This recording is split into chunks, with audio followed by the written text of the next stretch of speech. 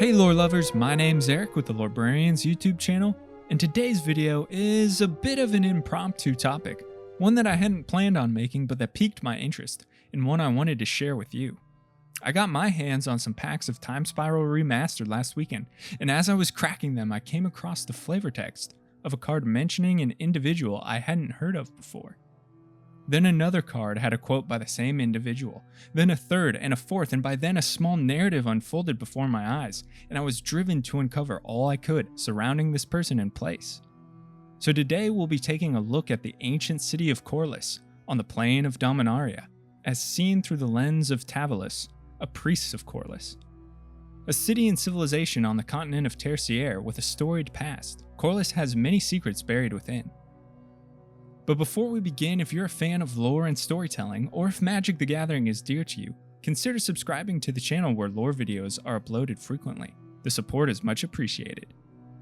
Alright, time to rewind the clock as we take a step into Dominaria's past and learn the story of Korlis. Let's dive in. Time flows and continents shift. Civilizations rise and fall. Names of locations built in stone and written on maps crumble to dust and fade into memory. Dominaria is no exception. Tertiaire, the broken continent, the Teresian Isles, all names given to a landmass whose geography has shifted with the events that transpired on its surface. Our story begins in the years surrounding the birth of Urza Planeswalker in 0 AR on the eastern shores of the large continent that held the name Tertiaire. 3 coastal kingdoms formed much of the eastern continent. Argive to the north, birthplace of Urza and Mishra, was home to many artificers that excavated ancient Thran ruins. Yosha to the south stood as mighty military force and acted as bulwark against Phalagi raiders to the west. In between sat the city-state of Korlis, a small nation, but one that benefited from its location on the Kor River, its vast expanse of forest, and its natural harbor that served countless trade vessels. Korlis was a wealthy state, ruled by the merchant class, and traded with nearly all other nations of Tertiaire. It's unclear when this civilization first appeared, but by the time of the Brothers' War in the 1st century AR, Korlis was well established as the pinnacle mercantile city. But it all came crumbling down when simmering competition and conflict between the brothers Urza and Mishra came to a boil and erupted in all-out war that ravaged much of Tertiaire. During the Brothers' War, Urza, Lord High Artificer of Argive and Chief Military Commander, took possession of the region surrounding Korlis.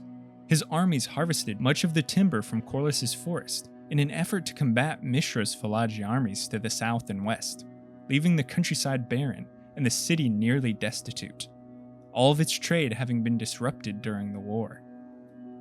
It's here that we get the first mention of Korlis in the card Martyrs of Korlis. Their nation, or at least their soldiers, seem renowned for their sacrifice and devotion to a cause. The once great city teetered on the breaking point. It was pushed over in 63 AR when Urza activated the Golgothian Silex and destroyed Mishra's forces in a torrent of magic that threw the entire continent into upheaval. The geologic and economic devastation wrought by the Silex blast led to the downfall of almost all of the nations of Tertiaire. No longer a hub of trade, no longer a vibrant and wealthy city, no longer a strong nation, the city-state of Korlis crumbled as it slipped into the Dark Age, a period of collapse across the continent. During the Dark Age, people turned inward. They saw the use of artifice and magic as abhorrent, for it had caused the destruction of their civilizations. In the power vacuum created by the Brothers' War, a religion founded on the revilement of the unnatural, on the hatred of magic and artifice, rose to power. People turned to religion to escape their harsh lives, and the Church of Tal seized power across much of eastern Tertiaire. Its priests, liturgists, and religious zealots likely took control of Korlis and created a bastion for their religion. But in this tumultuous environment, even the church would not last. As the climate of Dominaria cooled due to the Silex blast, Tertiaire and many other continents became covered in large glacial expanses of ice and freezing temperatures, ushering in the Ice Age of the Plain, in roughly 450 AR. As bitter cold gripped the continent, the last remnants of the long-dead Teresian civilizations faded into history as new nations emerged to take power. One such kingdom was Kjeldor, situated in eastern Tertiaire on the bones of Argive and Korlis. As the Kjeldoran kings consolidated power, the city of Korlis became known as Krov. The city of Krov quickly rose to prominence within the kingdom, gaining wealth and clout. Its school of wizards and elementalists trained many adepts, an interesting fact given that the Church of Tal was once a powerful anti-wizard force in Old Korlis, and many people likely held on to such beliefs. Krov grew so great, in fact, that the capital of Kjeldor moved from Kjeld to Krov in the last century of the Ice Age. But nothing great lasts. The planeswalker Freyalise cast the World Spell in 2934 AR, cracking the glaciers and melting the frozen tundra. As the thaw put an end to the Ice Age, the warming climate allowed disease to propagate at rates never seen before. The shining capital city of Krov fell to plague and rampant disease, killing thousands. Shortly after, it was attacked and infested by undead zombies and vampires led by Garza Zal. As the city of Korlis once more fell to ruin, the surrounding landscape changed drastically. The melting glaciers resulted in massive flooding across Dominaria, and the flavor text of Rhymewind Cryomancer and Cryoclasm give us insight into the tumultuous nature of the thaw. Nearly all parts of Tertiaire experienced disaster as the changing climate redrew the continent and the borders of kingdoms. After the surging waters stilled and some semblance of calm fell across the continent, Tertiaire was no longer whole. Rather, it became known as the Teresian Isles, an archipelago of small and large land masses that survived the flooding. Little is known about the happenings of Korlis from the end of the thaw to the time spiral crisis, a span covering nearly 16 centuries. But given that Korlis appears on maps of the Teresian Islands, we can assume that the city and its people clung to their rich past and retained an indomitable will to survive. The people of Korlis are highlighted in the time spiral set, and we get a glimpse into their culture from quotes given by Tavalis, a priest of Korlis. As the rifts of the time spiral ripped Dominaria apart and drained it of mana, the people of Korlis continued on in hardy determination.